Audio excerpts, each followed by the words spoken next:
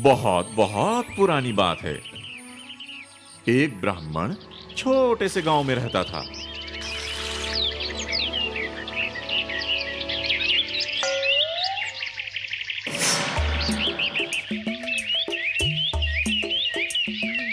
उसके पास वो सब कुछ था जो उसे चाहिए था।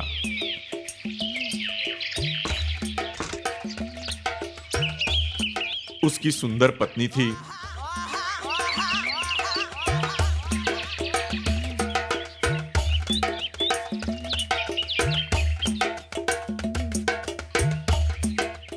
होशियार बच्चे थे।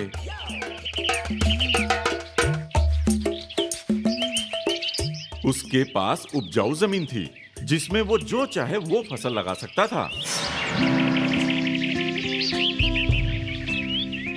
लेकिन वो ब्राह्मण बहुत आलसी था और कभी काम नहीं करता था।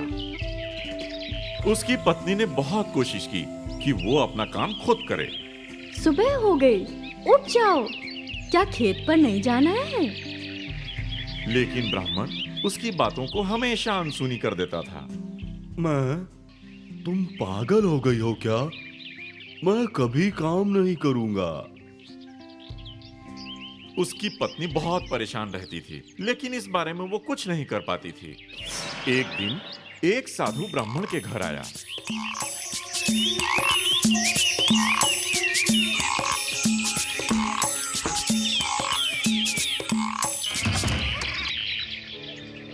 ब्राह्मण ने बहुत ही प्रेम और आदर से उनका स्वागत सत्कार किया।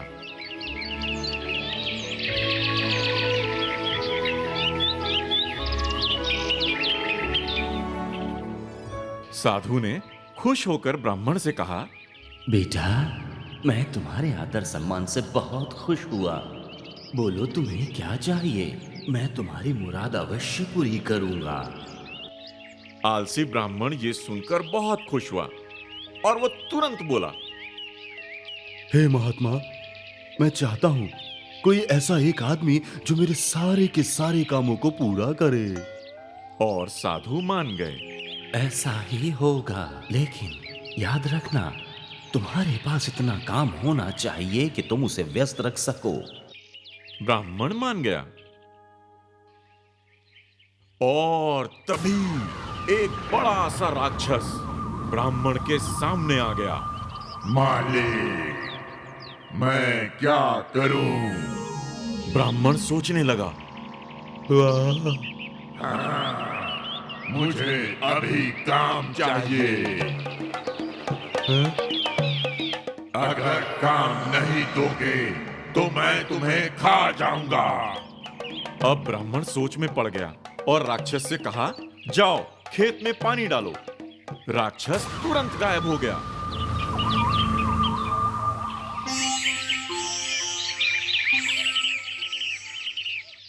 लेकिन याद रखना, तुम्हारे पास इतना काम होना चाहिए कि वो व्यस्त रहे।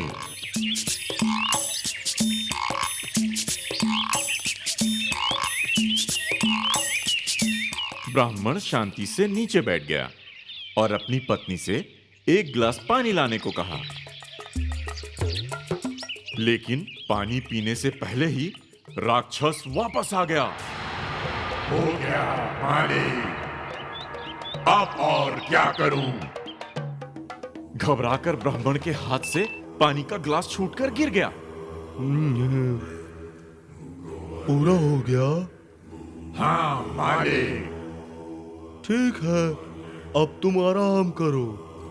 अब बचा हुआ काम हम लोग कल पूरा करेंगे। नहीं मालिक, मुझे काम चाहिए अभी। अगर मैं काम नहीं करूंगा तो तुम्हें खा जाऊंगा।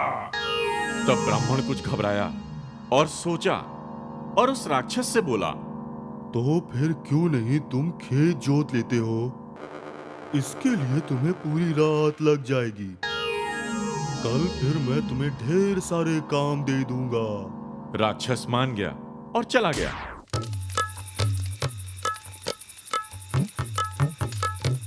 फिर ब्राह्मण मन ही मन अपने ऊपर खुश होकर भोजन करने बैठ गया। देखो भाग्यवान, अब मेरे सारे काम आसानी से पूरे हो जाएंगे।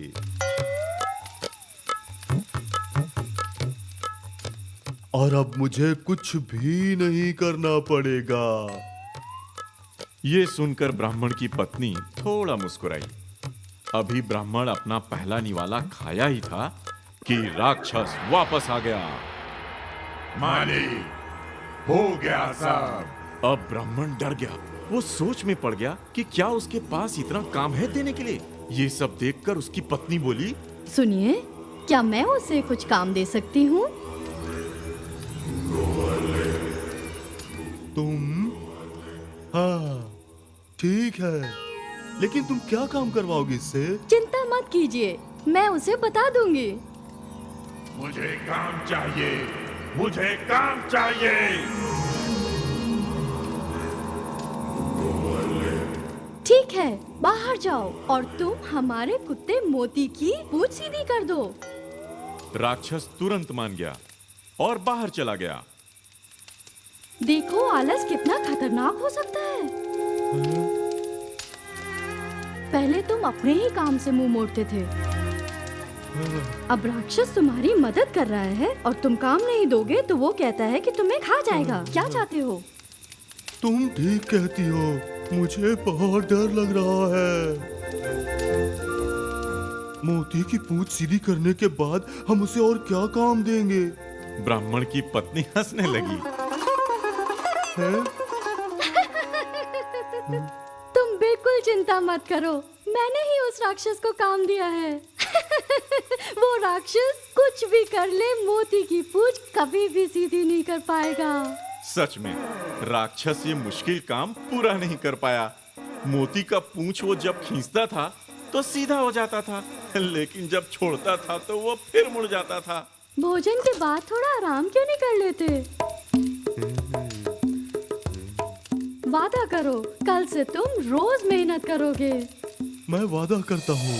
इस तरह राक्षस को मुश्किल काम करते हुए छोड़कर ब्राह्मण और उसकी पत्नी सोने चले गए।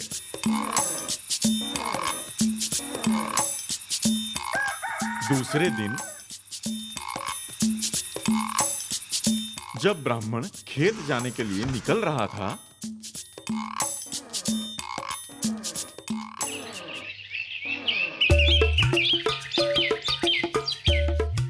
उस समय भी राक्षस मोती का पूंछ सीधा करने की कोशिश में लगा था। क्या कर रहे हो राक्षस? जल्दी खत्म करूंगा मालिक। जल्दी ये काम खत्म करो, मेरे पास तुम्हारे लिए ढेर सारे काम बाकी है। हाँ मालिक।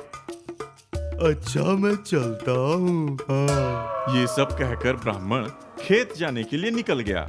इसके बाद ब्राह्मण ने कभी आलस नहीं किया।